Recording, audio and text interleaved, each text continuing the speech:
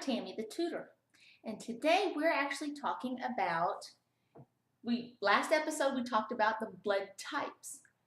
Well, I said on the last one that we would discuss about blood type antigens and then the plasma that carries antibodies. All right, now what this is, the antigens, and I'm going to try to keep this very simple so it's not this big medical mumbo jumbo. I'm going to try to make this as simple as possible, okay? Antigens are what's on the red cell. Antibodies is what float around in what's called plasma. Plasma is the liquid in what your red cells float around in. Okay, it's kind of like I'm trying to think of a good way to put it.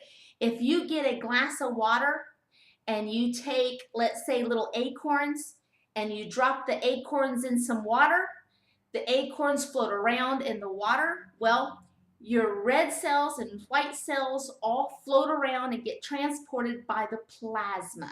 All right, to kind of help explain, maybe give you a visual on what the differences are, okay? Now, what ends up happening is you're going to have whatever antigen you'll have on your red cell has to be opposite of the antibody that is on your plasma. Antigens and antibodies attack each other, okay? They'll attack each other, they'll clump up, and clumping up of the red cells, the antigen antibody can cause cells to explode, can cause major issues, and can cause death. Okay, so that's a bad thing. You do not want antigens and antibodies of the same thing attacking each other. Okay, that's bad, not a good plan. So they have to be very careful when they find out what blood type you are, to make sure if they're giving you packed red blood cells, which are just the cells, or if you're needing plasma, which is just the liquid that the cells are in. Okay, so let me see if I can help explain this. We talked earlier the blood types. Okay, we only have 3 letters. We have A, B, and O.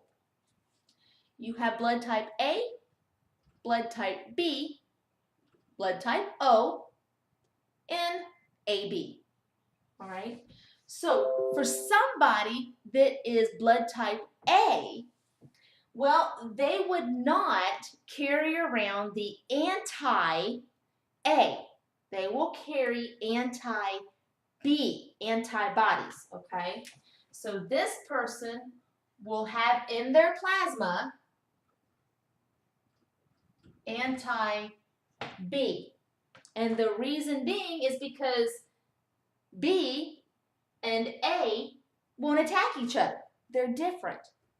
So in somebody who is B, in their plasma, they will carry anti-A. All right? Again, because this antibody will not attack this antigen.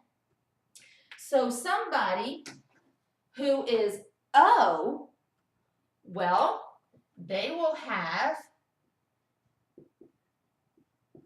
anti-A and anti-B. Both of those antibodies will float around in the plasma for an O-type person. The reason for that is because, well, it's safe there. You're not going to attack an O. There's nothing there to attack. Okay? If there's nothing there, no pepperoni, no bacon, well, you can't attack anything. So this person will have the antibodies for A and antibodies for B. The AB, well, their antibodies will be nothing. Okay? Because they're carrying both antigen A and antigen B. Well, for them to live and not get attacked and their blood clump up and you end up like dead, you're not going to have any of the antibodies to any of those antigens in your system, all right? Because if you do, you got a very serious issue. So when they talk about giving packed red blood cells, packed meaning they have spun the plasma out and they have nothing but the red cells there. So for someone who is A, all right, they can be given blood type A, they can be given blood type O, okay? But because it's just the blood type. Now, you cannot give the plasma of a B person or an O person to an A blood type. Why?